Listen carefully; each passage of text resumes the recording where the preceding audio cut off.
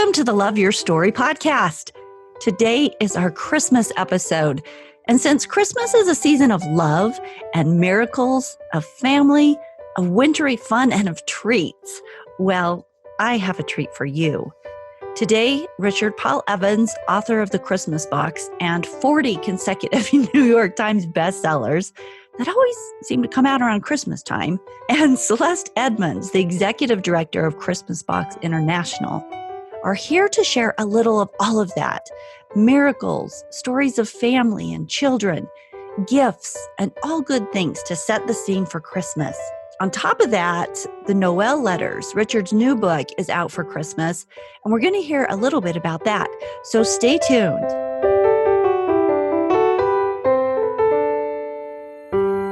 Stories are our lives in language. Welcome to the Love Your Story podcast. I'm Lori Lee, and I'm excited for our future together of telling stories, evaluating our own stories, and lifting ourselves and others to greater places because of our control over our stories.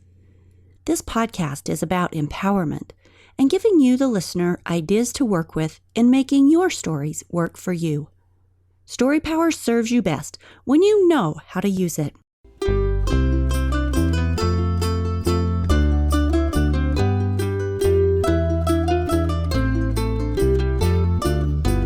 To start, you have to know who these folks are, right? So let me start with Richard Paul Evans. When he wrote that number one bestseller, The Christmas Box, he didn't write it intending to become an internationally known author. In fact, the story was written as a gift for his two young daughters at the time, and he self-published it. He handed it out to family and friends at Christmas that year. Well, 3 years later, this quiet, simple story of parental love and the true meaning of Christmas made history. This is our first set of miracles here. Made history when it became simultaneously the number one hardcover and paperback book in the nation. This is coming from a self-published perspective. That's just not heard of. Well, since then, more than 8 million copies of The Christmas Box have been printed, and 6 of Evans' books have actually been produced into television movies. He has more than 24 million copies of his books in print. That is miraculous, all of those things.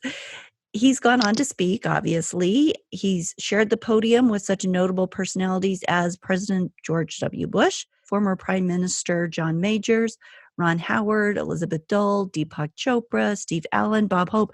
I mean, seriously, come on, all of this sounds pretty miraculous. This effect that he's been able to have, this reaching out, this touching other people.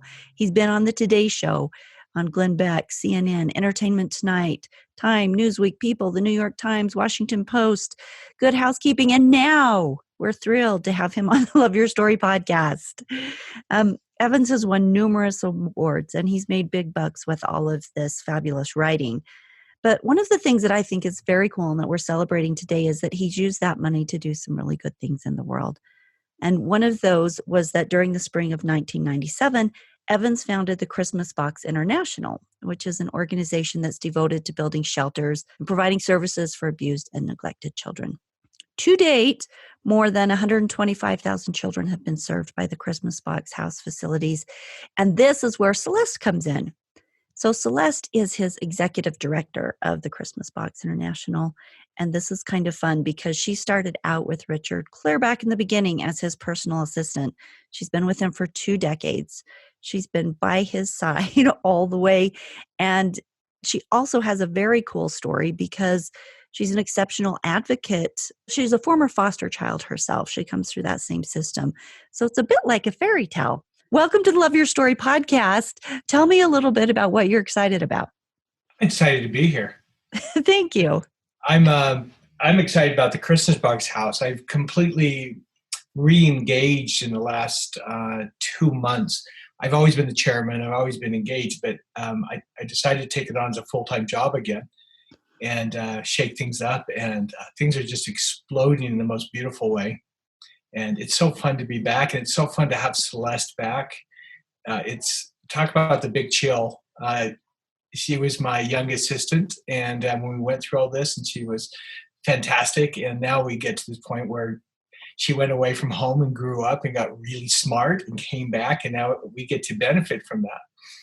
And so this is really fun, and I love the people I'm working with, and it's so fun to see the impact we can make in children's lives, and how hungry the community is to be involved.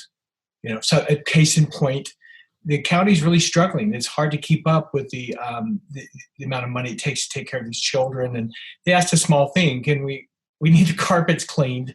I put it out there to our community. Within 10 minutes, we had two companies volunteered to come in and do the carpets and to clean everything on an ongoing basis. And it was just done. It's like, how wonderful. It's like that story, Stone Soup. Yes, yes. Have a little bit to add. Yeah. Yes. So when you originally started this, now I have been reading, okay, this is a funny story, and it's a little interesting.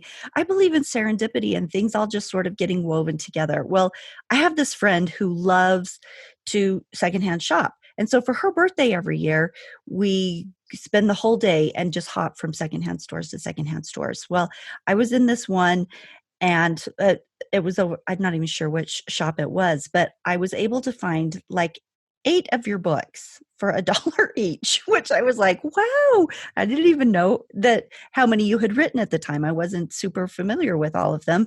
And so I grabbed the whole set and started reading them. And then I came across Celeste on LinkedIn, and then I read Grace, right? And it's talking about what kind of where the Christmas box house came from. You've got that section in the back of the book there, which, by the way, listeners, Grace is a touching book. If you haven't read it before, it's one of many that he's done that are very touching. So anyway, it just sort of set this foundation for being able to have you guys on the show to reach out and pull things together. And so this is really exciting for me to get to talk to you and to share with my audience what you guys are doing and why you're doing it. If I can just read, one of the books of yours that I recently finished was The Christmas Box Miracle. And on page 224, let me just share a little quip here. This was right after you had been doing a speaking engagement. It says, and a guy came up and spoke to you, and he said, last night something happened while you were speaking. You were suddenly completely encompassed in light. At first, I didn't believe what I saw, and I blinked. And then I moved around in my seat. But the light didn't change. It was as if the light emanated from your skin. I turned to my wife and asked her if she saw what I saw. But she didn't say anything. She just sat there listening to you. And then as you finished speaking, the light gradually diminished until it was gone. Last night, I lay in bed for hours just thinking about what I had seen. I thought my wife was asleep when suddenly she said, "You saw the light, didn't you?" I said, "You saw it too? Why didn't you say anything?" She said it frightened her. She hadn't seen anything like it before. The man looked me in the eyes. This is the man talking to Richard. The man looked me in the eyes. What does it mean? I asked him when he saw the light, and he said that it was near the end of my talk when I had been speaking about our divine life purpose. I believe you have been given a sign, I said. A sign is not a destination. It merely points the way. It's now up to you to learn for yourself whether or not what I said was true. As we parted, I wished him luck in his journey. It was the first time I was to hear about the light. Over the next few years, it would become almost commonplace. So I want to ask you so many, and in this whole book, The Christmas Box Miracle, it is just a list, a story, a narration of all the miracles that happened to bring the Christmas box out. And then from that, you have used your resources to create other miracles with the Christmas Box House International.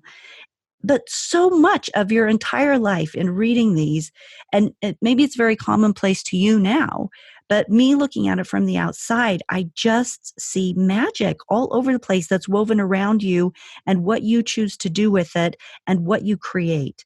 So why do you think that you are the conduit for this magic? I don't know.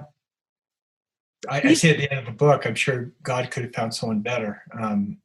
Maybe because I'm just simple enough to understand and to have faith in what's coming through. I was told when I was 12 years old that this would happen to me, that I would be known throughout the world and that great miracles would come. And when just before it all happened, I had that experience again and was told it was about to start.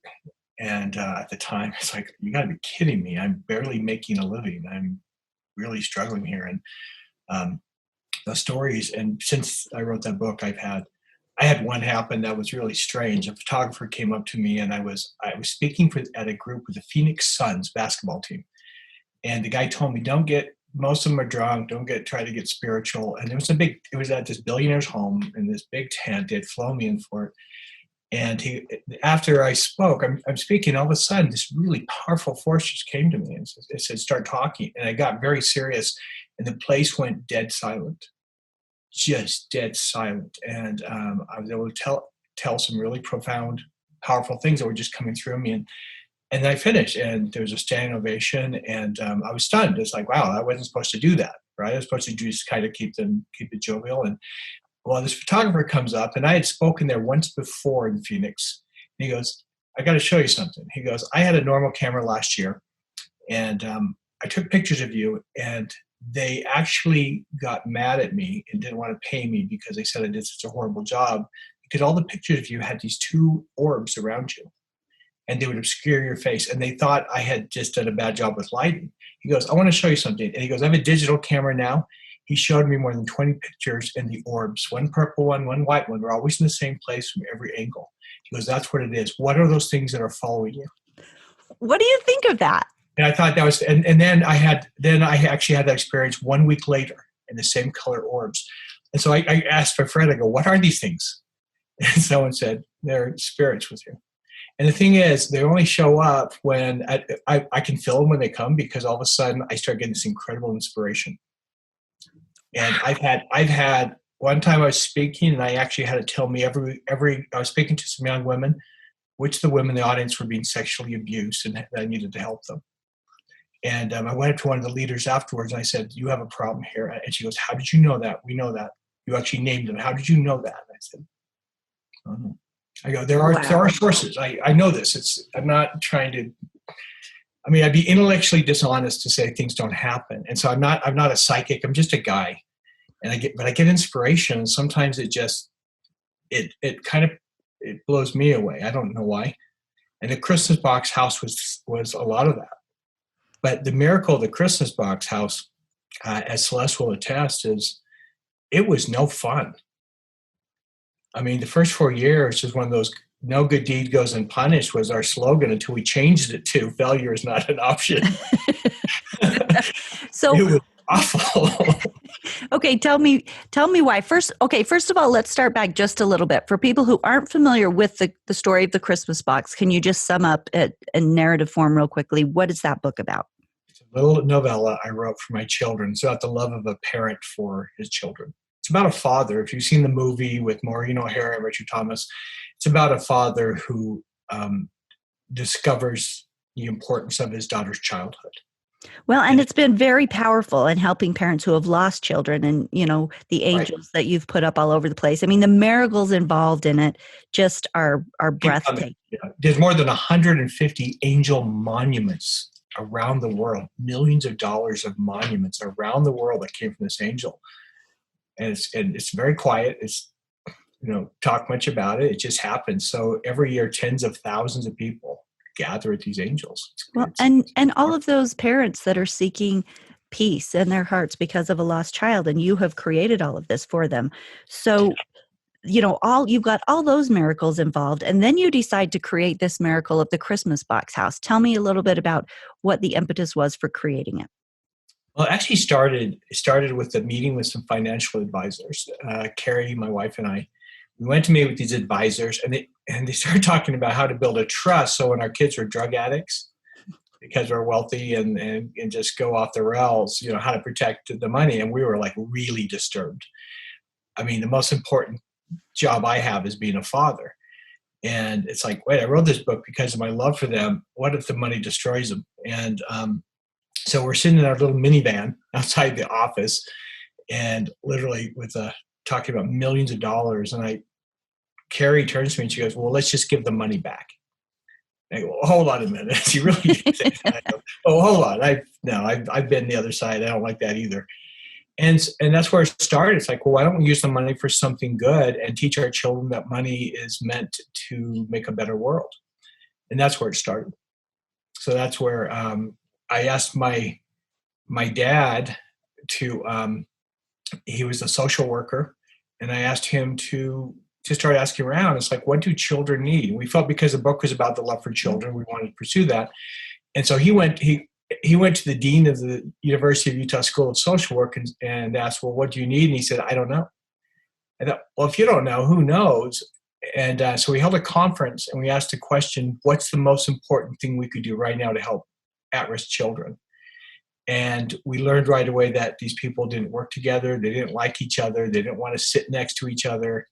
We also learned that they all had the same idea, but they were so divided they couldn't bring it together. So that's what we were most proud of. And that's why I'm really grateful that Celeste was like the perfect person to be there at the time, because she's one of those people that can tell you to go to hell and you'll look forward to the vacation. Celeste, tell us a little bit about the whole Christmas Box International. What exactly does it do so people who haven't been exposed to it before will know? So the Christmas Box was established based on this concept around when a child is removed, which tends to oftentimes be in the middle of the night. They, as I can speak to, they have multiple stops that the state has to make for them. And so let's say it's 2 a.m. and they're being removed by a police officer, and there's not a family member they can find that can take them. Let's even add, to the complication, they have a couple of siblings, a brother and a sister. It's going to be difficult to find a family that quickly that can take them all into one home. So the Christmas Box House serves as that place. They stay with us for about 2 weeks to a month. The beauty is that, we take children now, and I should say young adults, all the way up to the age of 22, which ironically can still be in state care and have siblings. But again, it allows us the ability to be able to keep those groups together, that oftentimes creates further traumatization. So it's great. We have 3 of them in Utah. We have 3 locations. And to your point, we've served over 125,000 so far. How did you two meet? How did you and Celeste meet? Go ahead, Celeste. Oh, goodness. So long ago.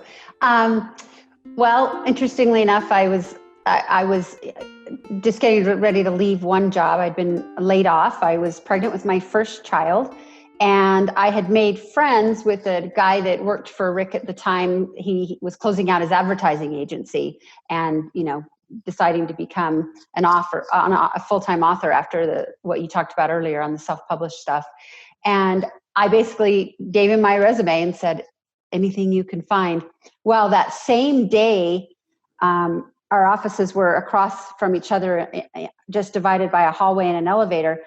Rick comes over and he has my resume in his hand and he says, come and see me later. And I was like, okay, I have no idea who you are. He's pointing to the office on the other side. So I went over and he showed me this little green book. He said, have you ever heard of this book? And I said, sadly, I'm sorry, I haven't. And he said, well, I have a homework assignment for you. It's just under 13,000 words, and I would like you to read it and then come talk to me again tomorrow. I was like, that's the oddest interview, if it was an interview I've ever had. I thought that will totally get rid of her. She won't do it. Right, that's it. This is it. Process. And so I did, and of course I was hooked. It's not only an easy read, but it's a very special read. And I went back and talked to him the next day, and I said, hey, as a young 20-something-year-old, I said, in full disclosure, I start rambling on. I'm pregnant. I'm going to have my baby in 5 months. He says, listen. I need you to be my assistant. Here's what I've got going on in my life. And we just started the conversation, long story short. But when the Christmas Box started, he'd already known, much about my history and being raised in foster care and being adopted twice, whole other story. And we kept looking at each other through the conference and we just kind of knew. And later on, he said, you're going to want to leave me and go there, right? And I said, yes. So long story short. Yeah, here we are. Now it's 24 years later, and the miracles, like you were talking about earlier, never stop. Every single day in the Christmas Box house alone, there's a miracle. Yeah. So all the miracles that Rick has started and all the miracles that he sees with his books and the lives that are touched, there's a continuous energy that happens in the Christmas Box houses. Those miracles exist every single day. We see the lives of children being saved, for one, that have been removed from an awful situation. The other kind of miracles we see are families that get to be saved. So there's time. Those children aren't bouncing around from foster care home to foster care home like I did every 6 months. And eventually they get reunification with the family, which is the most successful, right? Awesome miracle story we could come up with. And so those are some of the beautiful things we see, but I really would never stress enough the fact that we keep hundreds of sibling groups together. Yeah, you can't underestimate the power of that. No, Those are lives. Those are real especially lives. if you're the oldest and you're raising those kids because of the circumstances. My brother and sister went to a home. I went to another home. We didn't see each other for almost 2 years, and I raised them. I was their mom. So you're worried. It's offensive. You have, social workers aren't necessarily connecting you because they don't have enough history, frankly, to go off of. So the Christmas Box House, really does keep those family units together. And at that time, that's all those children have. I had a cool experience at a book signing along that line. I was sitting, it was an outside signing. There were hundreds of people in line, and near the back, there was this really cute teenage girl who kept getting out of line to just stare at me, which is cool because I was 50. And finally, all the better. Yeah. So finally she gets up and she's shaking. She's so excited. I go, "You come up." And she walks up to me and I said, she goes, "Oh my gosh, Mr. Evans, my whole life I just wanted to meet you." And I said, "You like my books?" She goes, "I've never read them." I go, "Well, why did you want to meet me?" And she goes, "I'm a Christmas Box House kid." Mm-hmm. And she said, "My parents are drug addicts, and when they took us away," she goes, "it was me and my brother." And she put her arm around this teenage boy next to her, and she goes, "It's my brother. They took us away. No one wanted both of us. Anyway, because of your Christmas Box House, we stayed together for 3 months until Mom and Dad found us." And her parents were right there, her adopted parents. And she goes, "My caseworker told me that if it wasn't for you and what you started, we would have been raised in separate homes. And I always just want to say thank you for my brother." And I said, "Do you want to?" That's the payoff right there, right? Sign books. She said, "Yeah." And we drank Slurpees and signed books. And that was a pretty good day. That's a great day.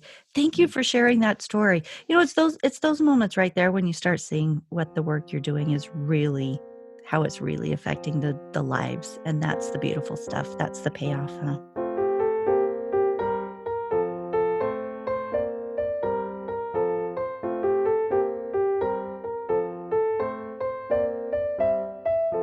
Tell us about your book. You have a new book coming out for this holiday season, the Noel Letters. What do you love about this? And are there any miracles involved in that? Oh my gosh, no, more blood than miracles. Yeah, this one about killed me. It just hit the New York Times bestseller list yesterday. And congratulations. Thank you. It's my 41st bestseller, if you can believe that. You know what? Honestly, Richard, can I just say, it is so hard to believe. As a writer myself, and I have a degree in writing, done writing workshops my whole life, I know what that publishing business is like. And your story is so absolutely unique and unprecedented of being able to just start writing, not even coming from a writing background, and to hit that kind of popularity and to do it over and over and over. Again, we're just talking intense miracles here. So congratulations, right? What does it feel like to be able to just channel that kind of magic? So this new book, same thing, the 41st New York Times bestseller. It's not even Christmas yet. Congratulations. Tell us about the story and about writing it. Well, it's about Noelle Post. She's a woman who's coming home to see her estranged father who's dying. She doesn't like her father. They haven't talked in a decade. She's coming back to see him, and he dies before she gets home. And she's now in a place of discovery as she starts to clean up. She thinks she'll be there for a few days. It ends up much longer. And she starts to realize that everything she believed about her father was false, that her childhood beliefs were wrong. So the story's about finding truth, about how the truth will set us free, and about liberation. And so I think it's a really moving story. It's my wife's favorite of all my books. But when I finished writing it, I was way behind. The story was longer than I thought it was going to be. And I remember the night I locked myself in a hotel room and did nothing but write. I'd write till midnight or 2 a.m, sleep for a few hours, get up, write again. And I remember my assistant came over to bring me lunch. And I said, "I can't believe I've been here for a week." And she looked at me and she goes, "Rick, you've been here for 10 days. And I had totally just lost complete track of where I was. And when I finally finished, I said, I'm going to get it in at noon on Thursday. Instead, I sent it in at 3:30 in the morning. And because there's always little changes, I sent it in. I pushed the button to send it to my agent and editor. I sit on the bed, it's like, it's done. And then all of a sudden, I enjoyed it for about 1 minute because then the room starts spinning. And it's like, I'm going to pass out. And I curled up in the fetal position. And the next morning, I called my assistant. I said, I am really sick. The room's spinning. You need to come pack me up. And then Carrie picked me up, and I had an ice pack, and I drove to my ranch. It took about 3 days. She drove me to the ranch, and I just sat there with the ice pack and a blanket over my head and drove about 4 hours. And it's like, this one about broke me. Why do you think this one was so hard? I don't know. I mean, you bleed every one of them. And this one, I just took more blood, I guess. And so when I was done, I didn't know if it was any good. I was kind of angry at it. And it's like, it probably is a bad book to boot. And then Carrie read, she goes, this is your best book. I go, really? Really? She goes, no, this is my favorite book. And then I started getting these incredible national reviews. Like even Kirkus, who's always a little snarky, just said, everyone should read this. They said it should be under a lot of Christmas trees this year. And it's like, wow, I guess people like it. And I have so much going on right now in my life. I have, right now, Netflix is producing my first feature film from Noel Diaries, starring Justin Hartley of This Is Us. How exciting. Are you thrilled about that? I'm totally thrilled. I got a call 2 weeks ago, and this producer said, he goes, have you heard of the movie Pretty Woman? I said, everyone knows Pretty Woman. And he said, yeah, the writer of that fell in love with your last book, and he wants to write into a movie if that's okay. And I said, that's okay. And then I had 2 other producers contact me about TV series. And so I have, actually I have 3 things in the work right now. And more than 7 have already been produced. And it's just kind of exploding. I don't know why at this time in my life, but it's kind of fun. That's amazing. I'm sure it's a ton of fun, and enjoy that journey. I mean, if you're getting that much good stuff, that much magic, that many miracles, enjoy that beautiful journey. Congratulations. Can I and Lorelei, it's worth taking the time. Can I tell you one more miracle with Christmas Box House? I would love to have you tell me more. This is really important. I told you, like Celeste and I were saying, it was miserable. And we're like $1 million, or what were you, like $0.7 million over budget, Celeste? It was somewhere around there. It was way over. Very over budget. And we're getting donations of like $10. People are not donating. So it's like, I keep doing loan. We were talking about it yesterday, loan after loan after loan, to the point that I actually hit the point where I had no more money to loan. So it's like, I've taken all the money I made and given it up, and for something that very well might fail. And one night I come home, and it's been a really hard day. Our slogan that no good deed goes unpunished was in full effect. And I came home, and Carrie asked how I was going. I told her, and she got really mad. She goes, look, they don't appreciate it. They don't care. You've spent all our money. It's like, this is a really dumb thing. And what can I say? I mean, she was right. It's just like, she's like, Rick, no one wants this place built, except for the kids, of course. And so I retreat into my cave, and it's like, I can't do this. And I just prayed. I said, God, I can't do it without her. It's enough that I'm fighting everyone, but to have the battle at home as well, it's more than I can handle. Okay. I was already too much, but now it's just too much. And it is her money too, and it's not fair to her. And I got a very interesting answer to that prayer. About an hour later, Carrie, it's about 11 o'clock at night now, and she texts me, or she calls me. She goes, Michael is sick. And we had an 8-month-old baby at the time. And so I go upstairs, and he has 105 fever. Oh, wow. And so it's like, we need to take him to the hospital. So, it was 104. Got to 105. We drive him to the hospital by the time we get there. And so we walk into Primary Children's Hospital, and all the lights are off. And we walk in. At this point, it's 1 a.m, very quiet. And we sit down in this bank of chairs. And we'd been there about 10 minutes waiting, when suddenly a man walks in holding a 2-year-old who had just been beaten up. Oh, wow.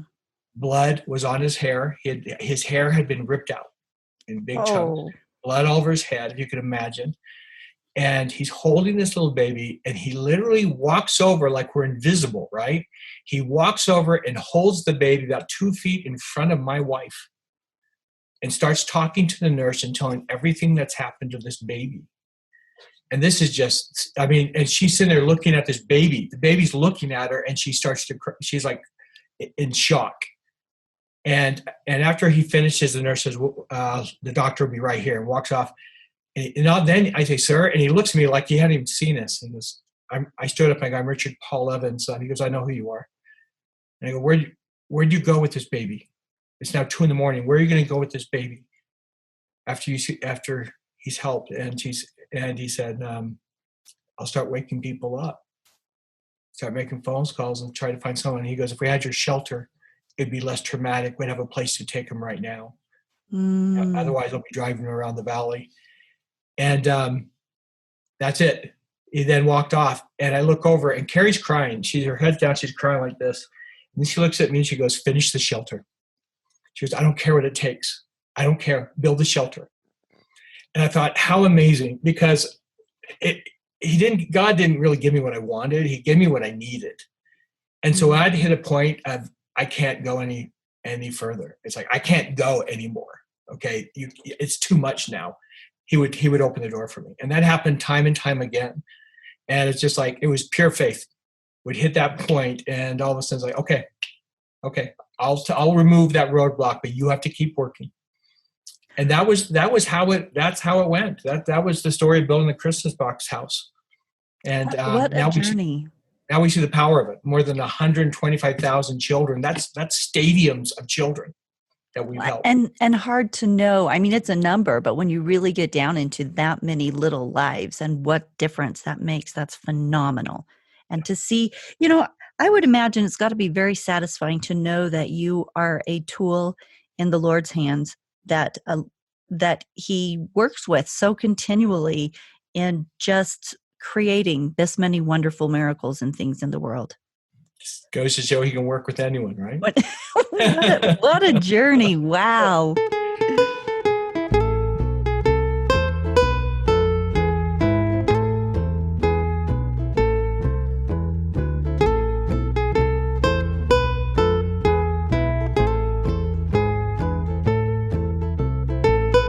Well, Celeste, tell me, what can people do if they want to get involved with a Christmas box house? What does the community do to support this? Well, they go into our website and they look for different options. Like in particular, right now, we have our annual Project ELF is what we call it. And basically we are providing Christmas for close to 1,700 foster kids, in addition to the kiddos that are in the homes as well. So more than 2,000 children. It's about 2,500 total that we provide Christmas for, and that we rely on community donations for that. And so on our website, it gives options. If you're somebody that, it's all about how somebody wants to give. A lot of people still like to shop for things, so they want a wish list. They want to go to the store. They want to shop for items. There's others that want to give a monetary donation, which allows us to buy things we don't get. And then uniquely for the teenagers, for a couple reasons. One is a lot of people don't want to donate to teenagers, oddly enough. But it's the same reason people, I think, want to adopt a baby. Everything's little and cute, and they want to shop little and cute. So it's a little bit more difficult to get items. And the other is that they really want to pick things out for themselves, honestly. And so we collect, $25 Walmart gift cards that we can bunch up in groups of 2, so $50, and let them shop for gifts for themselves. So that's kind of our big project. We have one in Moab, we have one in Ogden, and then we have one in Salt Lake County. And if people needed your services, do they go through other government programs and the government programs coordinate with you for the services, or can they come directly to a Christmas box house? So that's an important question, because the uniqueness to the Christmas box house emergency shelters in particular is that they're partnerships with the government, with the state, and in Salt Lake's situation, the county. And the reason that's so special is because those are known to not work very well, a public-private partnership. So the kids that come to stay at the Christmas box houses are in state custody. their youth that have been removed because there have been allegations of abuse or neglect, they are already in state custody. So they're wards of the state, really. We're the nonprofit entity that works with the community to add additional resources that they would otherwise not have. So we built the buildings. They were donated basically to the state in order to provide shelter for the children. And then we have the nonprofit side. That's the nonprofit partnership. And we're able to get additional resources in the community. Celeste, what's your favorite miracle that you've seen working with all of these kids? Oh, goodness. There's a couple things that have happened that I've personally seen. One was a really interesting situation where we had a teenage girl. This was when we first opened, and she was actually pregnant. And so here's the irony. She's in state custody. Her baby that's going to be delivered is also going to naturally be in state custody upon delivery. But she's got plenty of people that have opinions about what she should do with this child, obviously. She's got biological parents. She's got foster parents she was staying with. She's got her state caseworker, everybody telling her things she should do. Well, because we had the Christmas box house, she was able to stay, have her own space, go through delivery with her baby. I remember bringing the crib into the bedroom. So she was able to spend time, bond with that child, which is good for both of them. And then she, over a period of a few weeks, made a decision herself that it was best for her. And I think for her and the trauma that she was going through already for herself, to be able to make that decision and empower herself that that was the best thing for her child, and she had a safe place to process all that, is pretty much a miracle. It could have gone a very different direction. That child could have been taken from the hospital from her. She might, we don't know what that experience would have looked like. Sure. And so that's one that I'll never forget, helping to bring that crib in.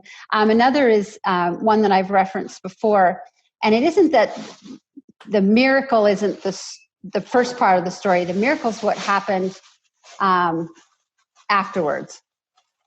And it is that there was a little girl in the Christmas box house that asked, we were asking what items they wanted for Christmas. And she says to me, she's about 12. And I said, what would you like for Christmas? And she said, I just want a shirt with a tag on it. And I said, we can do that. We can do that for you. So when people ask, why do you just take new donations? Well, one, I will say when we first opened, we took gently used, and everybody's version is a little bit different. And people would seriously bring things that I'm like, I don't think you'd even give this to your child.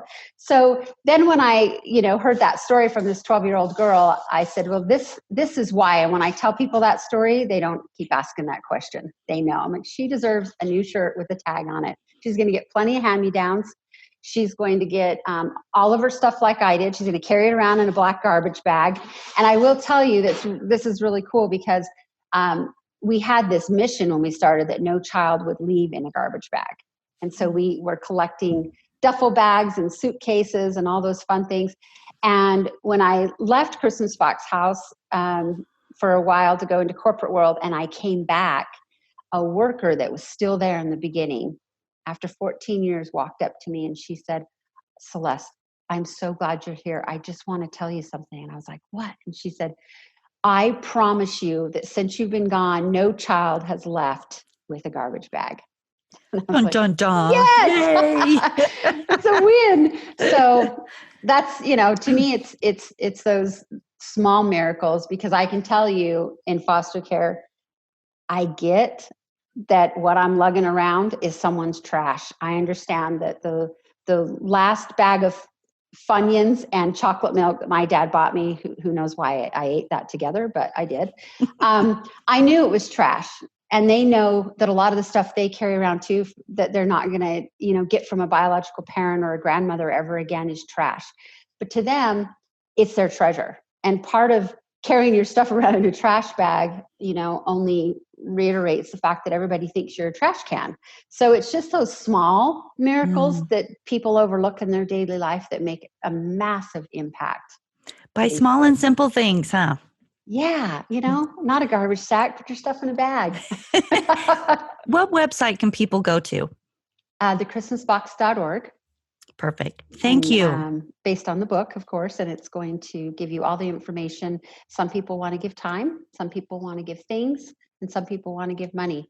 And it's all important. Part of the community partnership is that, we want people to give in a way that's meaningful for them. Thank you so much. And thank you for being on the show today. It's been wonderful to talk to you. And Richard, thank you for being on. Do you have any final words you want to leave with the audience? Thank you so much. It's something we're obviously very passionate about. We're actually expanding our reach. We're creating a coalition that we call defendchildren.com. And so our goal is to go nationwide.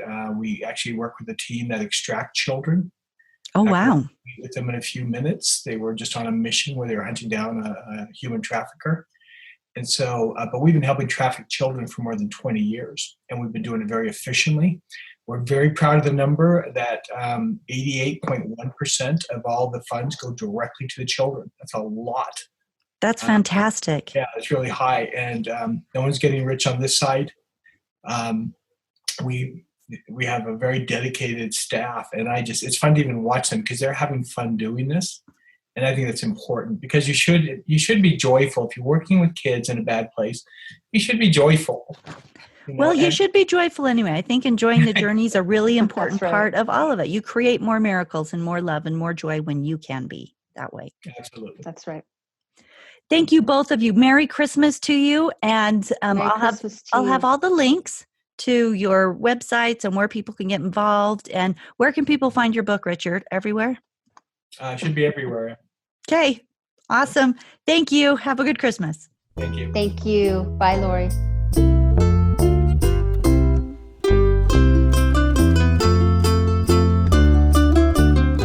The stories behind all that Richard Paul Evans has created, surrounding the book, the angels, the Christmas Box International, it's a true story of miracles that leaves me in awe.